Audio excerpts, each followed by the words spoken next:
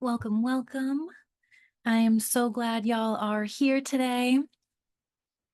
We'll be giving a couple moments here to allow people to enter this session live. Whether you're here live or you're watching the recording, I am so glad you're here. Today's topic is going to very much focus on functional menu creation. So if you're here live and you have questions on this topic, please make sure you add them to the chat on the side, and I will be going through these questions as they come. I also have a couple questions that were submitted ahead of time, so I'm going to start with those. I am really excited to be here with y'all today. If you've never been here before, I'm Marina. I'm so excited you're here.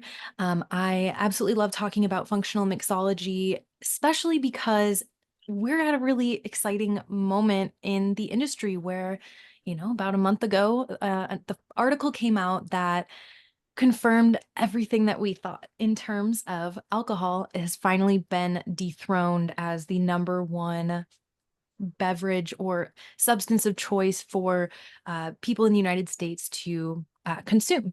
And so now that we're at this exciting point where cannabis has lapped alcohol, which is really cool, but inside the spaces where functional mixology exists, not only are there hemp products, but there are also a lot of other botanicals that exist. And that means that there are a lot of really cool options. And sometimes there are options that are really cool for some people, but they're really not so cool for other people. So understanding what function each botanical has, who it's good for, what situations are great, the complex, energetic kind of nature to them. These are all of the exciting things that we can kind of discuss in today's Q&A. First question popped in here and said, can you post the link to that article? It can be great to use for advertising and pitching. Yes, I absolutely will. Thank you for that note. I'm going to actually write that here. Link. Perfect. All dethroned. That is a great point. Thank you, Nathan, for bringing that up, because anytime that you do have other mentions in the media that have anything to do with function, if you are a business owner, make sure that you are screenshotting them left and right, you're bookmarking them. Maybe you have a special folder. As functional mixologists, there are so many, again, different ingredients that we can use. And because there are all these studies that are constantly coming out and new regulations, new laws, we have to be on our toes in order to understand everything that's kind of contextually going on. So I'm so glad that we got to start there. The question that was submitted, would adding bitters still be considered non-alcoholic? Can children drink them? Often I see parents sharing their drink and worrying about serving drinks with bitters when children are around. This is a phenomenal question. I'm going to give some background for anybody who doesn't understand what bitters are and the process of them. So bitters are not just some ingredient that makes an alcoholic drink taste complex, although that is one feature. Bitters are actually really old-fashioned tools to help with many things, but especially the first thing that comes to my mind is digestion. So for example, let's say you are an herbalist at home and you create a bitter tincture, and that bitter tincture has things in it like dandelion root, chamomile, things that help you really digest what's going on and ease um, some of the energetic imbalances that you may have. So that being said, there are multiple definitions and uses for bitters. And now alcoholic-based bitters, the reason that they're alcohol-based is not about the feeling. Like you don't feel drunk by having a couple dashes of bitters. However, people who are incredibly sensitive to alcohol are going to feel those effects. So anybody who has like an allergic reaction to alcohol or their body just really doesn't agree with it, they're going to feel it, even if it is a couple dashes. So when I say that, yeah, it won't get you drunk, but you can still feel something if you are sensitive to it. Now, the reason that people use an alcohol base that function, though, is because, when you're making any tincture, alcohol is one of many options that you have for creating that tincture or that bitter. And the reason is because it breaks up the plant compounds really nicely, and it kind of, it's just a really easy process, honestly, for making a lot of tinctures, and it can be really great. So, for bitters, though, there is another solution, and I am so happy to tell you about All the Bitter if you've never heard of them. It's a glycerin-based bitters company, and they were inspired because they specifically wanted to make bitters for people who don't want to consume even a single fraction of a percent of alcohol. Now, when you are doing, if you think about the difference between alcohol and glycerin, and you just have the raw ingredients in two separate cups next to each other, you're going to already tell that there's so much difference between these two liquids. Now, when you have alcohol, because of the strength of alcohol's properties, you don't need as much of an herb in order to create a tincture, a bitter, compared to glycerin. Glycerin, you need to pack a lot more herb in there to have the same taste. Now, I'm only talking about taste here because if we're talking about function, technically that glycerin bitter has a lot of functionality. If you listen to my podcast at all, I have a podcast episode where I interviewed Ian, who is one of the founders of All the Bitter, and I asked him some questions about the formulations.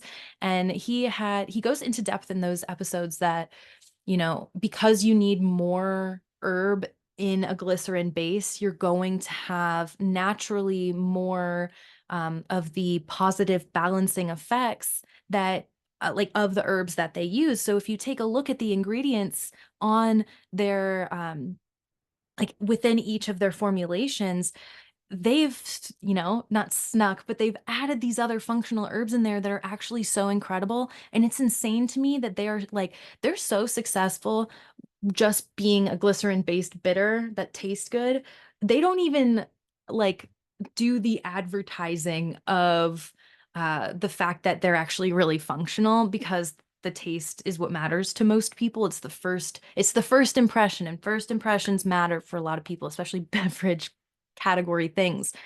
But if you are a brand that leans deeply into the function sides of things, how a drink can help you balance, how it can, if it's a wellness type establishment, I highly recommend you look very deeply into glycerin-based bitters. And talking about, can children drink them? Well, you don't want to have alcoholic bitters in a child's drink. You don't want to get their palate used to alcohol. There's just something there that doesn't feel right. I mean, you do you. You're your own parent out there, but you can feel so much better and so much more comfortable with a glycerin base because glycerin is what most children's like syrup medicine is made out of. So glycerin is an incredibly safe base. Now, all of that being said, there are some herbs out there that are totally great and fine and normalized for adults, and especially adults with fully formed brains over the age of 25. But then there are herbs that children cannot consume. And if we go all the way down to toddlers and infants, I mean, they can't even have honey, right? And you can't even give baby water right away. Like we have to be very considerate of the like context in which you are serving an ingredient. So it's not just about what is the base, but what are the other ingredients in there. So something to keep in mind there. If I was walking around with most of All the Bitters formulations, like, I mean, they're precious blends that really only have the ingredients that they say on there, and they're very transparent about their process. And if you have any additional questions, very easy to reach out to the company and ask more. So I will leave that question there. And I am so grateful for that question because I could talk about where children fit in this world all day long. Because there are some kava bars, for example, that are only 18 and up or 21 and up. And then there are others that are family friendly, but only certain drinks can be ordered by certain people. It's a crazy world out there. So the more questions that involve, like, how do children fit into this? If it's a different space than a normal one, how do we reconcile these things? If anybody ever has questions on that, just know I love talking about it. So. Next question that was submitted ahead of time. Um, this question is, do the drinks still taste like alcohol, or are they just really well-made juice and bitter mixtures? So this question was asked in the context of, I had asked if you could ask a functional mixologist any question, what would it be? So I love this question because I feel like this is the most asked question for sober, curious people. Um, and the first easy answer to this is, yes, some are going to taste or remind you of the taste of some of the most classic cocktails out there, and others are going to just taste like a wackadoodle tea. Others might taste like juices, and some, they just get their own category of refinement. And that's the really cool part about this industry, is that there is something for everybody, everybody's palate. Now, I do want to mention here, because I am also in the CPG space. So if you're someone who's looking to make your own spirit, your own bottled or canned beverage or anything like that, in this space, sometimes we'll have clients come in and they'll be like, yeah, so I want to make a non-alcoholic spirit and I want it to taste exactly like the normal spirit. Taste is way more important to me than any function. And, when I hear that and my lab partners hear that and I always want to remind that while there are a lot of things that are similar in nature, right? Like, for example, the burn of capsaicin that, always going back to kava, you feel that numbing sensation and then it kind of goes down at your throat a little bit and then it kind of goes into your body. The thing is, alcohol, when it's in your body, you instantly feel the burn, right? Kava takes a moment to have that reaction. You don't feel that instantly. So it's not going to be the same experience. If someone's looking for something instant, like if you've ever taken a shot of kava, like, yeah, you do feel it pretty quickly, but you don't feel it in your mouth the same way as you would feel a shot of whiskey. So all of that being said, while there are like ways to make the same punch happen, the timing in which that punch happens is different. And so if someone's looking for exactly alcohol, I mean, I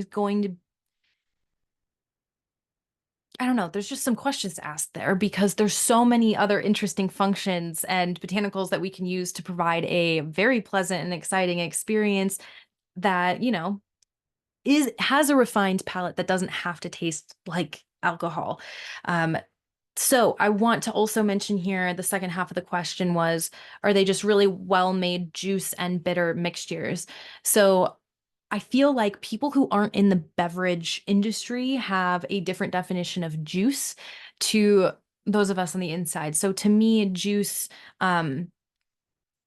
it's like fruit is the first thing that comes to mind, of course, but also it's like fruit, and unless it's just like raw juice, then I know it's just the one ingredient we're talking about, like raspberry juice. It's a weird example.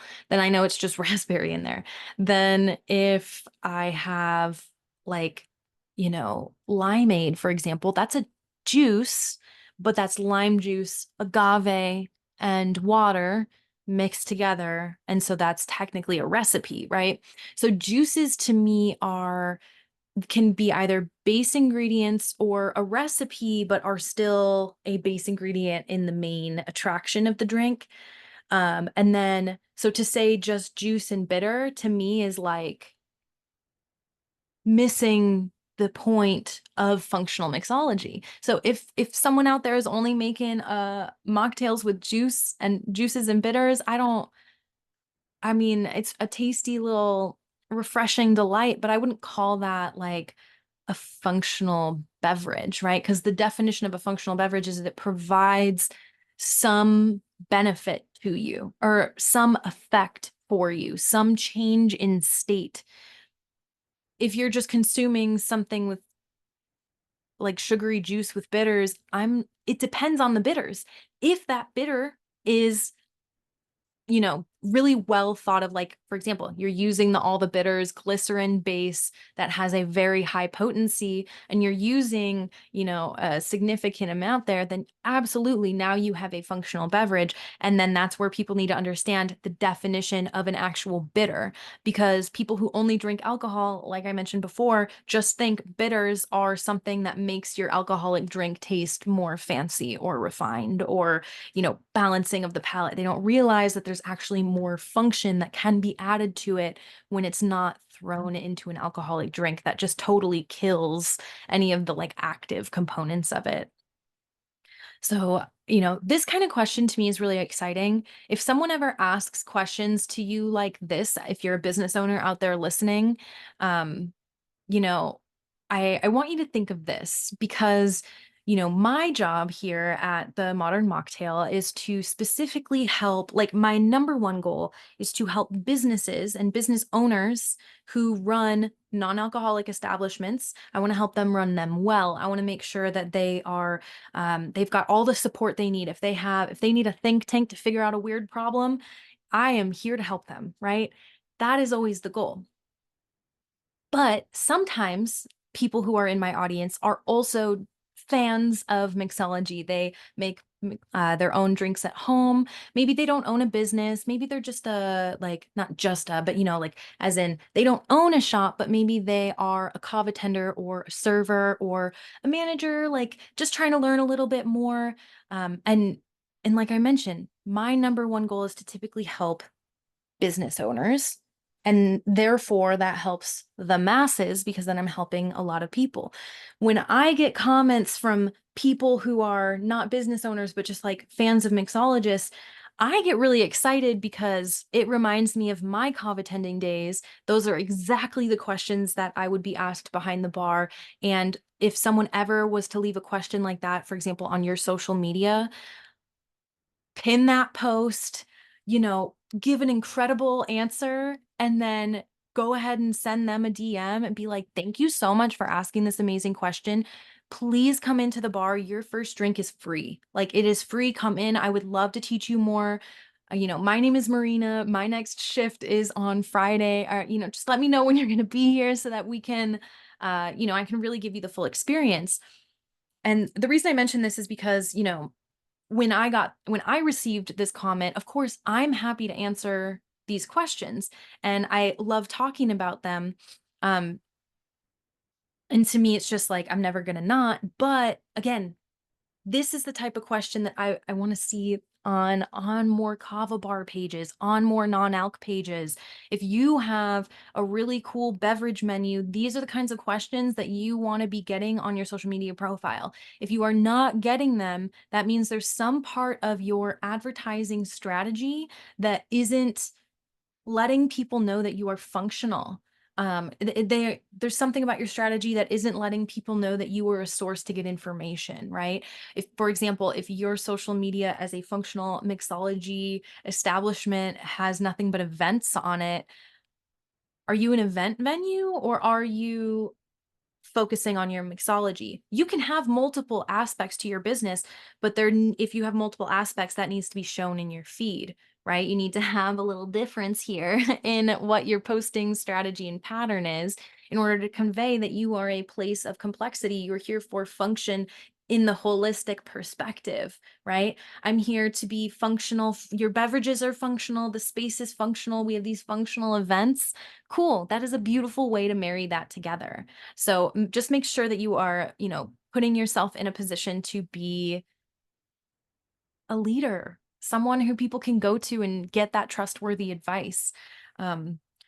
Plug in the podcast again. I released an episode this week that I was interviewing Michael and Trixie, and they have 3 separate businesses under the non-alc umbrella, but they all kind of feed into each other. So not only do they wholesale product, And they have CPGs that are direct to consumer, but then they also have a non-alc establishment that sells, I mean, they literally have everything. They even have coffee. The reason I bring all of that up is because when we're talking about function and functional mixology, uh, Trixie was talking about how she has customers who come in who are just looking for coffee because they see Astro Brew. It's a coffee shop, space themed coffee shop. Cool. And so they come in and they ask, okay, what's Kratom? What's Kava? What are these things?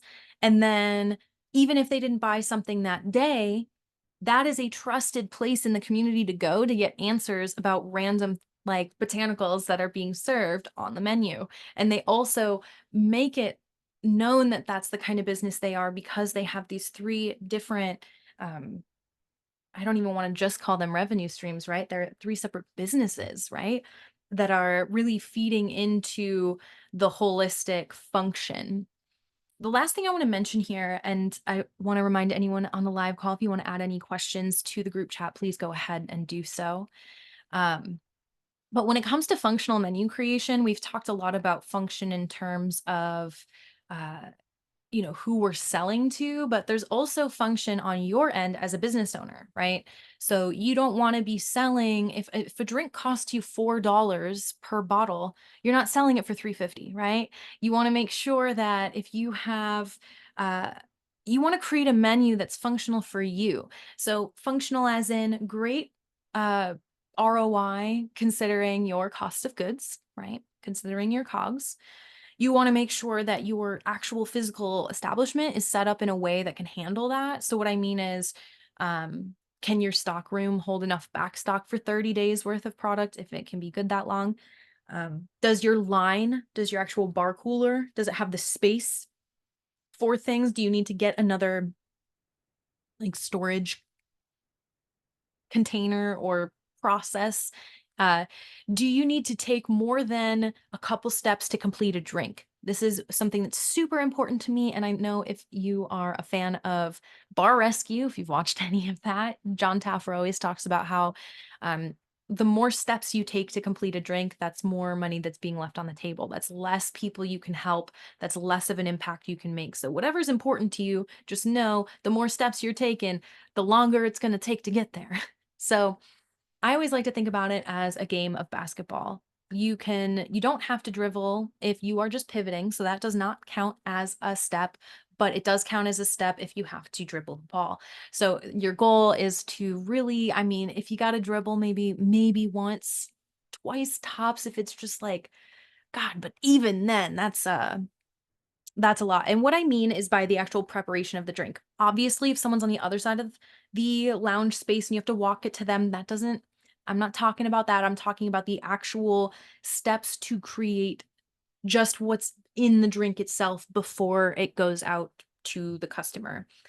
Because that's the only part we're talking about here. So if you find yourself also having an ingredient that's only in one drink on your menu and it's not on multiple like places, you're going to find that your overhead and the amount of product you have to stock, all of these kinds of factors, um, it becomes a little bit more complex.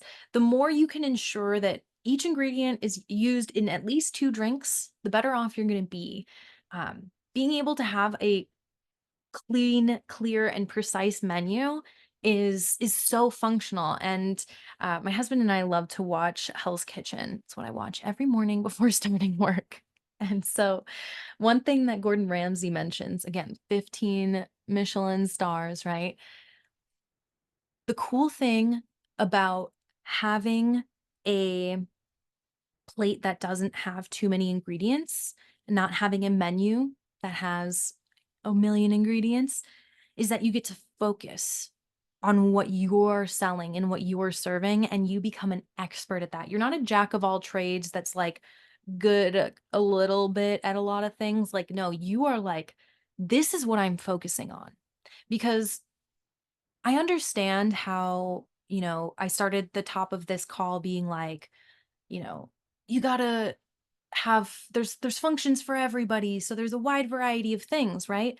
Well, if you're trying to serve everybody all the things and your entire business has literally everything on tap possible, the only way that works is if you are also a wholesaler or you create your own CPGs and your third space, that your brick and mortar that you run, is more of like, kind of a catalog of your offerings. That's the only thing that makes sense to me to be more complex. Like, that to me, that's a kick-ass model. So if you're the kind of person that, like, likes complexity and all these things, consider that not everything needs to be on your functional beverage menu. Consider that maybe you need to be a wholesaler, maybe you need to be a blogger, maybe you need to have other revenue streams in your business to let that education and creativity flow. But when it comes to the actual functional menu that we're talking about, the menu itself, you want it to be concise, right? You want it to be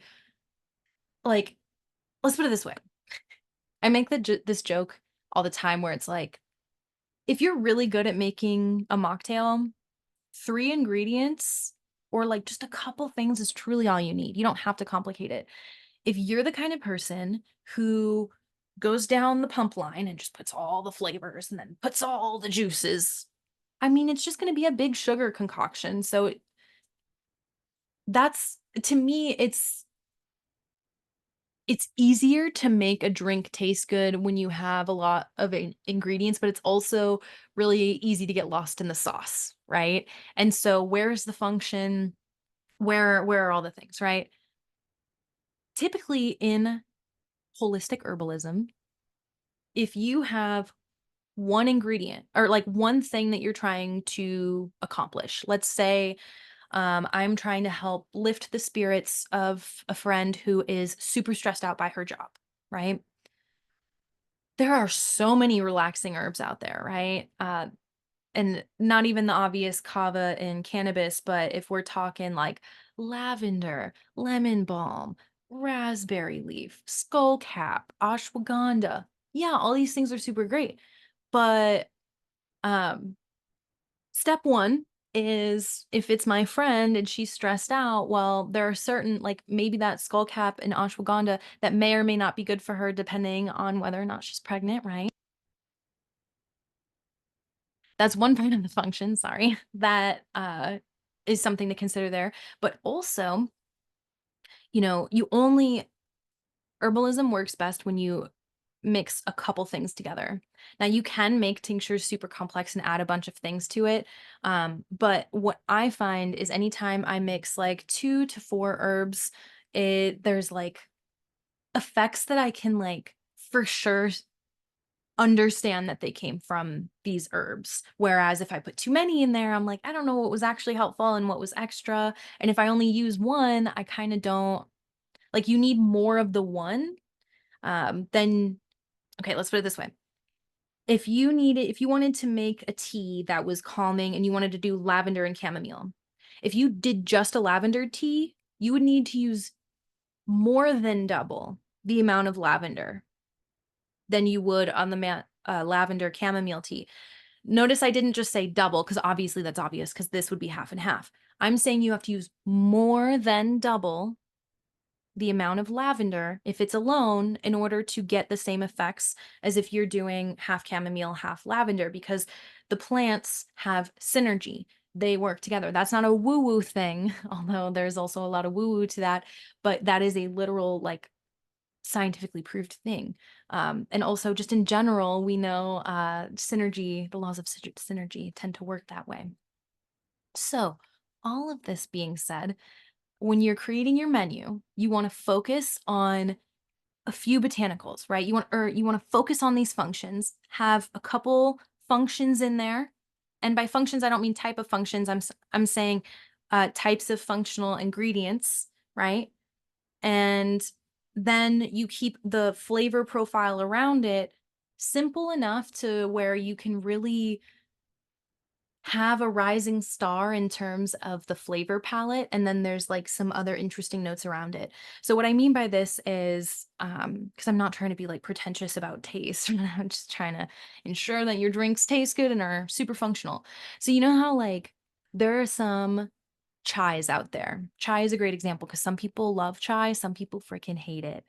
And when you look at the different, like, there's so many different ways. Like, I love some chai teas, like I love some spices, but if they rely way too much on the cardamom and they kind of pulled back on the cinnamon, or they pulled back, or like it's not creamy enough, um I don't have as fun of an experience. There's a difference in experience there, even though it's the same ingredients, right?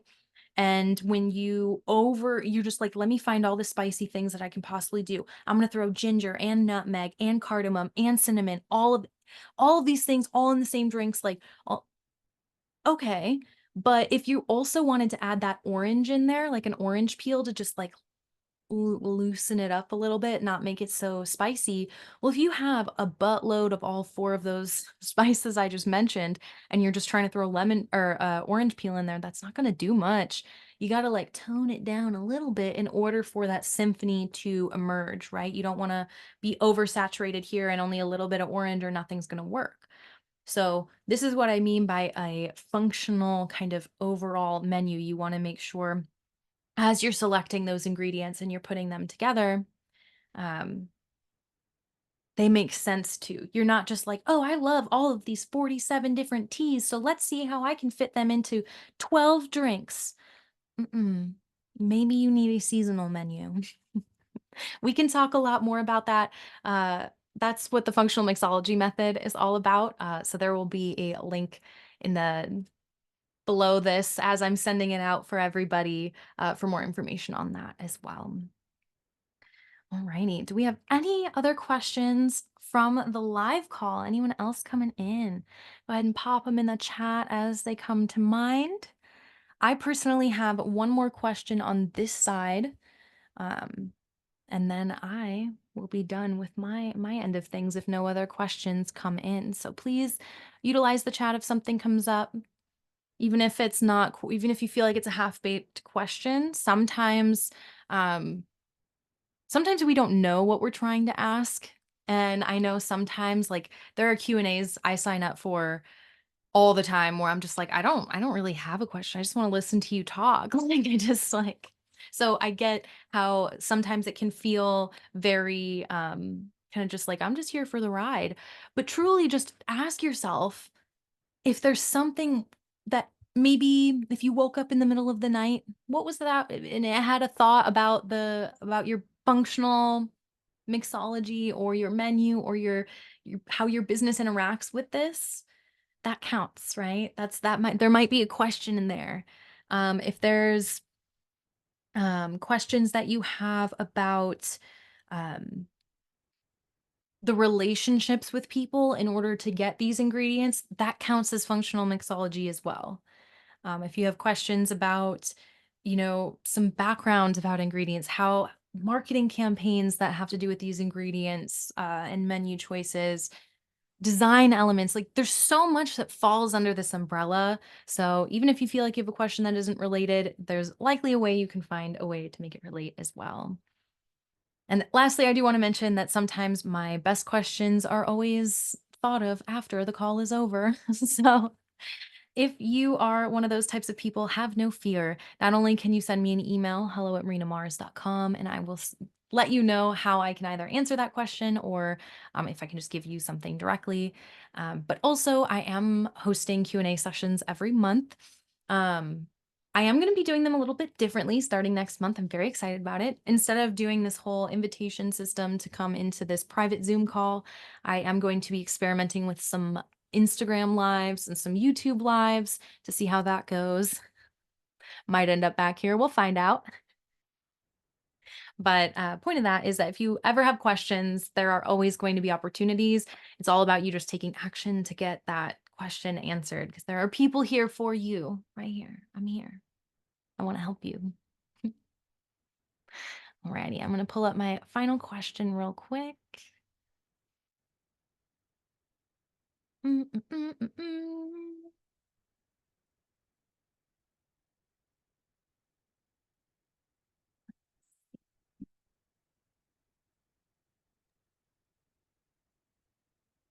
Sorry, guys. The page refreshed on me, so I have to click a couple buttons to get to it again. Mm. Okay, here it is. All right.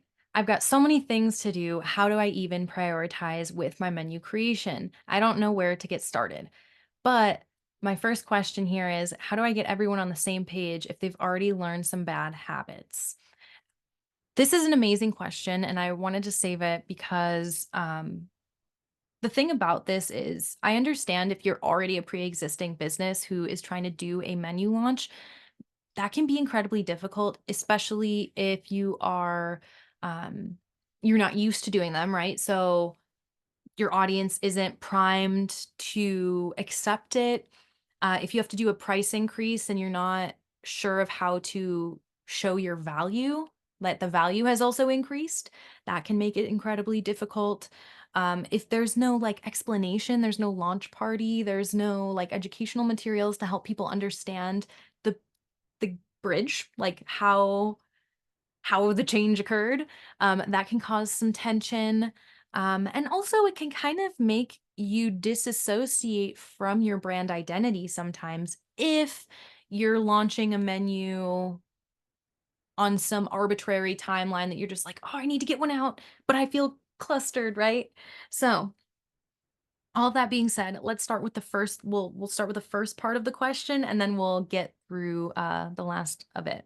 So, first off, mentioning I've got so many things to do. How do I prioritize that menu creation process? My personal favorite way to start a menu plan is I give myself a very realistic timeline to accomplish it, and I do not try to push it ahead of time if I'm ahead of schedule, because there's a reason that spaciousness exists, but also there's a rule out there. It's called Parkinson's Law. And it says that whatever amount of time that you give something or like you think it's going to take, you can find a way to fill that much time. So there's a delicate balance here. On one hand, you don't want to burn out and say, I'm going to get this done in a week, when in reality, you should have given yourself a month. But also, you don't wanna be like, "This is gonna take 3 months," because I don't think it takes 3 months to do a menu design. Not Man, I'm trying to think of the only reason I even would ever take 3 months is if a client wanted to do an extended payment plan and just wanted to drag out the work. Like, that would be the only reason I would ever take 3 months to do that. So, point of the story is, depending on what type of menu you're doing, if you're doing your entire standard menu, oh, you've gotta give that, I would say, 2 months only because of the whole like, you gotta do the back end of, "Okay, where am I getting my suppliers?" Or, like, "Who are my vendors? Where am I getting my supply from?" Um, then you have to, like, ensure that everything is arranged and organized in your actual space, and then you have to do a whole campaign to let your people know, "Hey, something new is coming." You do a little tease, you let them know, "Hey, come in the last month, try your favorite drinks. Could be for the last time." I don't know, some drinks are staying, but some aren't. So you do a little tease, and then during that time, you're still building the new menu. You don't have to have the new menu completed as you're teasing the fact that it's being created. And in fact, sometimes the best launches come alongside the community because you're getting that live feedback. So a question just popped in. When is the appropriate time to start talking to vendors in relationship to opening a brand new business? That is a really excellent question. Um, I mean, there's no such thing as too soon, truly. Um, I mean, really, truly, because people at the end of the day, like, depending on who you're ordering from, right? Like, there's some sites that are automated, like Webstaurant, right? Like, if you're getting cups, napkins, all that stuff, whatever, if you're getting some stuff from Webstaurant, like, there's not a person, it's just a portal. I mean, you could do that 5 minutes before you need to order it for the first time. But let's say you are, trying to find a really good kava or kratom vendor for the first time. I mean, there's no such thing as too soon, especially because if it's an actual trustworthy brand, they should be around even if you open in 6 months or a year, right? Um, So it's never too soon to start that, especially because the more time you have, the more time you have to look into their COAs, to try their products, to experiment with um menus. Like that's the coolest part about, like, if you're opening a brand new business and we are no longer talking about people who are just trying to update their menu, um you know, you have all the time in the world, to the point where it can almost become paralysis, right? So what I would personally do is, if let's say I want to open 1/1/25, right? New Year's Day, or maybe New Year's Eve, so that we can like celebrate dry January. And it's June now. Well, let's just call it July.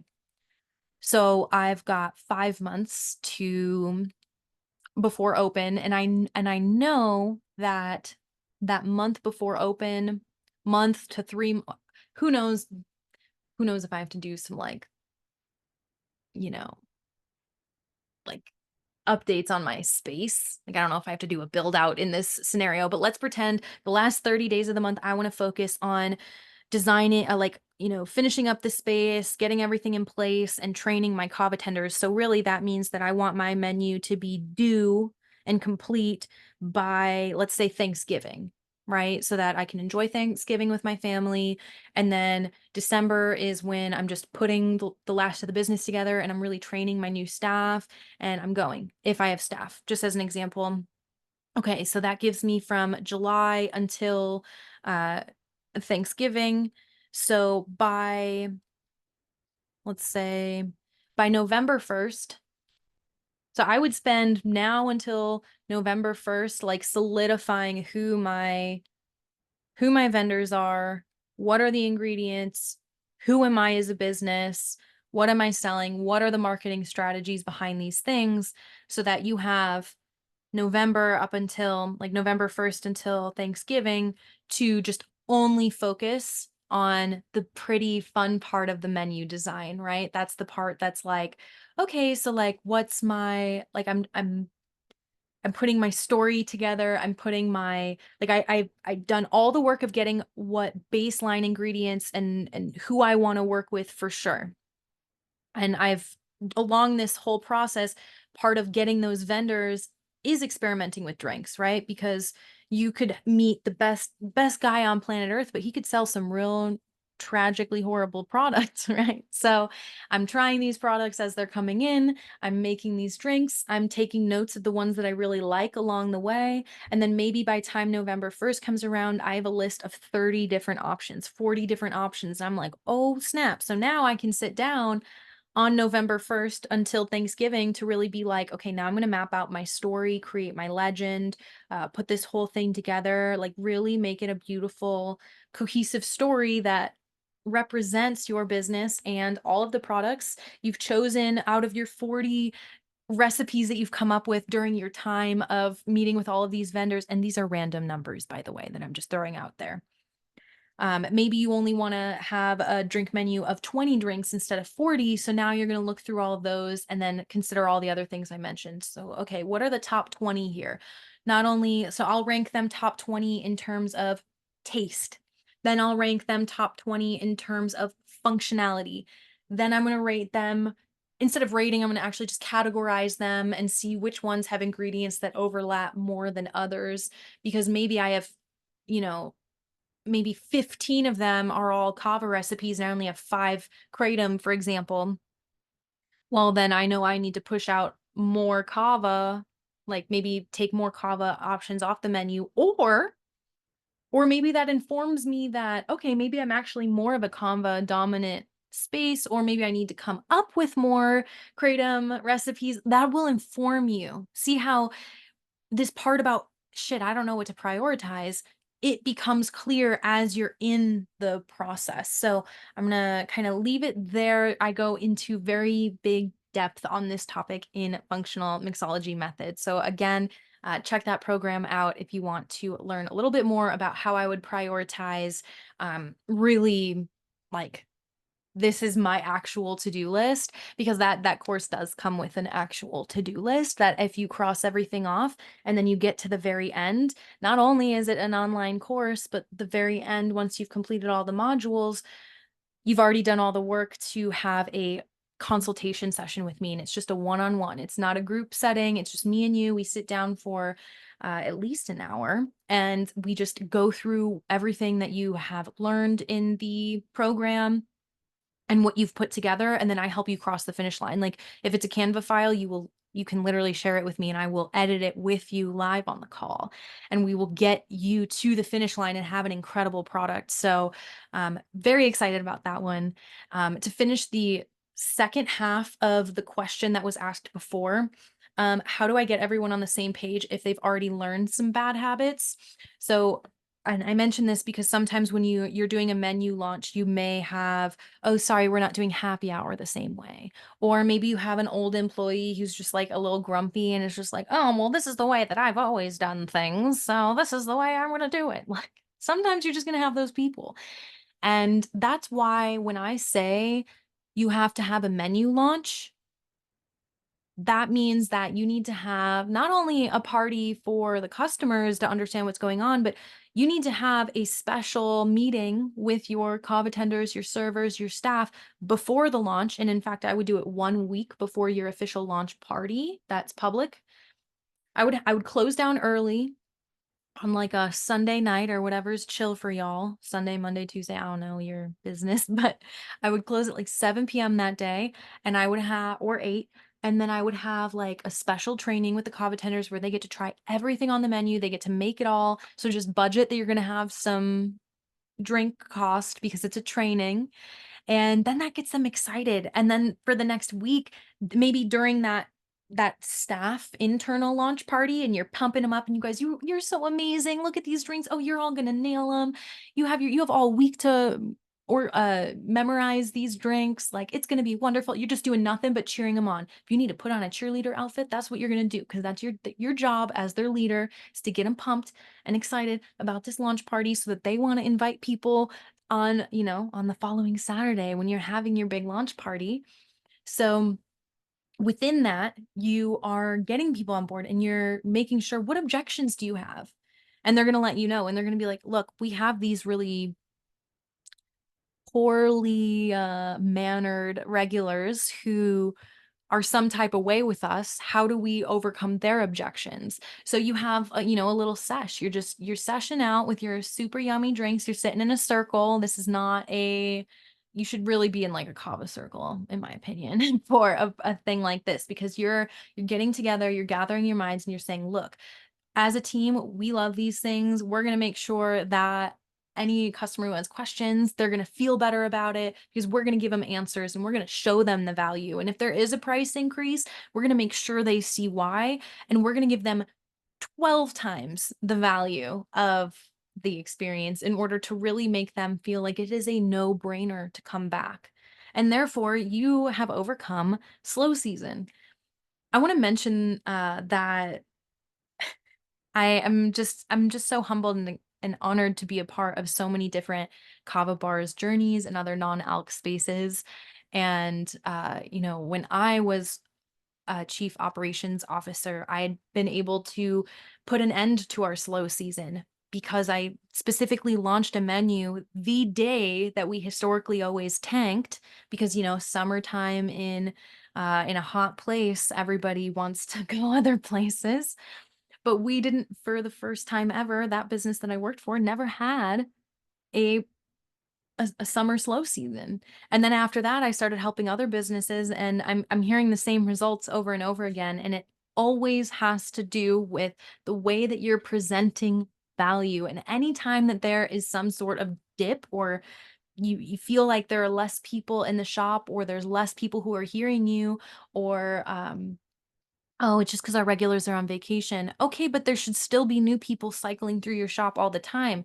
So what are you doing to be able to reach out to people and let them know, throw a really cool party and have them have an experience they've never had before? It's super fun. We have about 10 minutes left, max, if there are any other questions here. So please feel free to keep popping them in the chat. I will mention, going back to the example for not new businesses, but, Like I mentioned, there can be some challenges for launching a new menu if you've already been a kava bar, or a non-alc lounge or a bottle shop. Let's say you've already been doing things one way and you need to have a transition. This is where, launch parties are always fun for every reason. I think it's always a good idea to celebrate when you're doing something new, but also to provide that educational opportunity.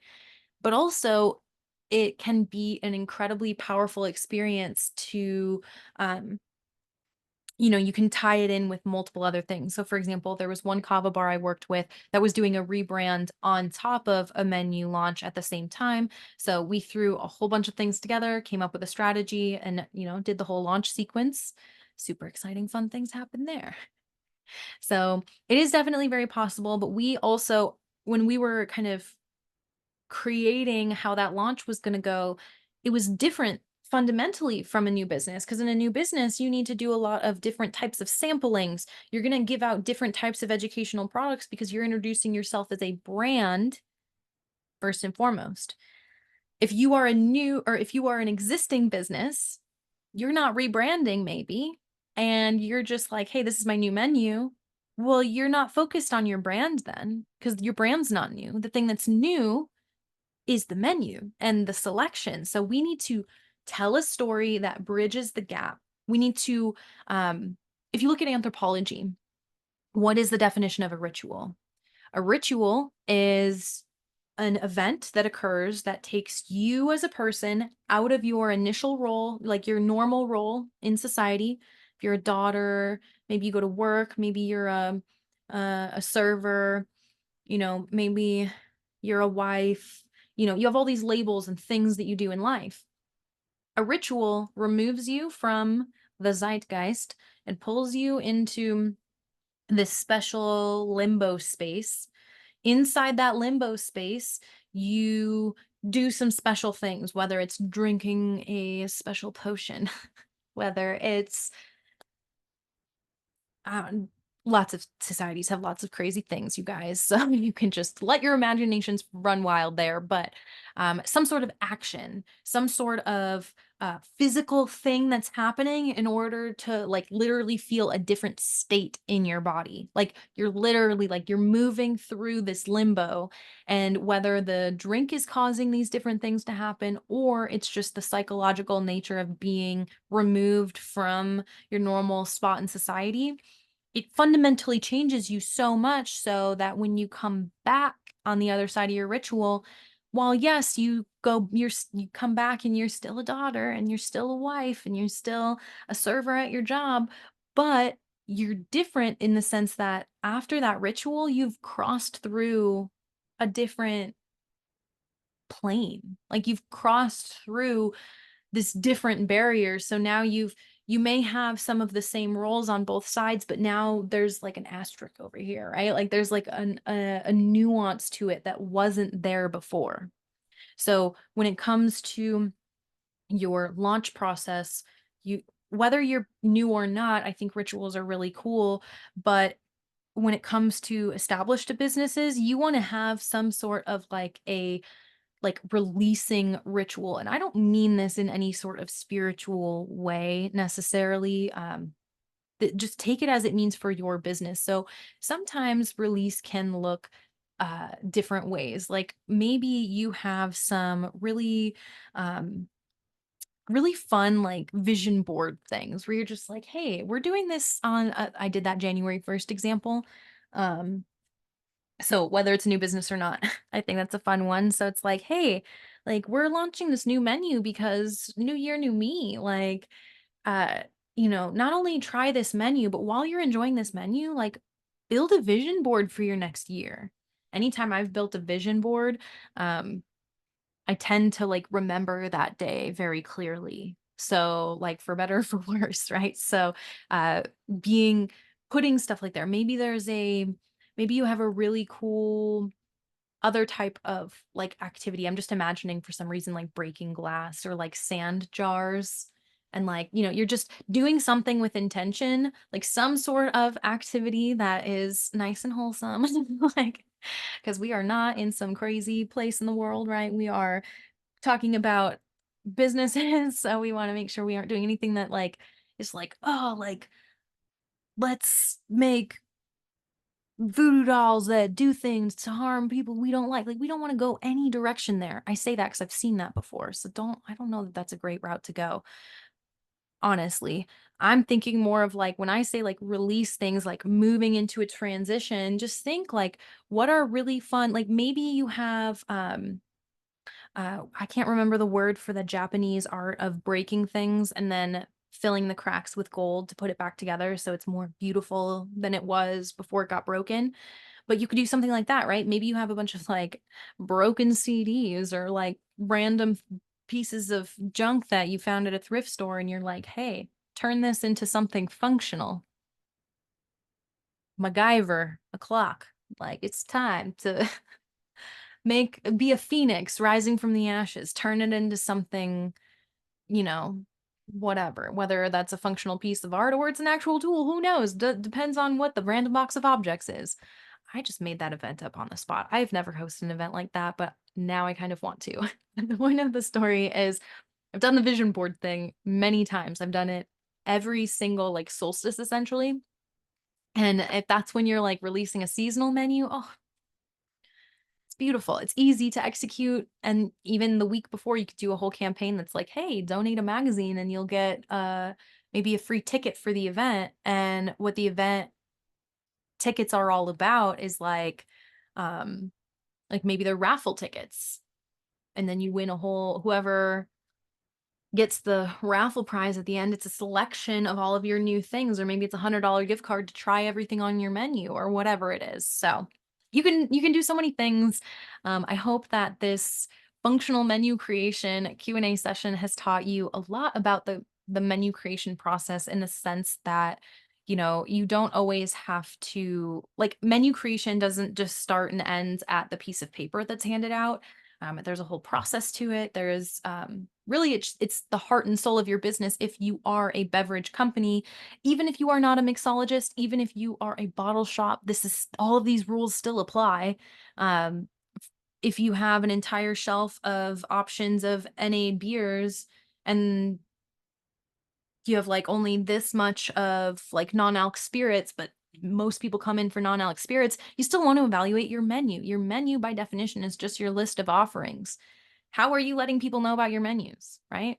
I mean, technically this is a little bit of a launch party. You guys are in my whole I mean, all of June and July is a launch party for me because of launching Functional Mixology Method. So hosting events, giving people information and letting them know, hey, I have this other resource, this other thing for you. This is on the menu, if you will. There's a little transformative experience. We go through some things together and then on the other side, I see you in the program or I don't. But it's all about the process, the creation process of it. So thank you guys so much for being here. I appreciate you so much. If you have any other questions or anything at all, go ahead and send me an email, hello@marinamars.com. And go ahead and check out Functional Mixology, www.marinamars.com/functional mixology. That will teach you all about the Functional Mixology Method and the program. But I hope you guys have a great rest of your day. Take care. Thank you so much for being here.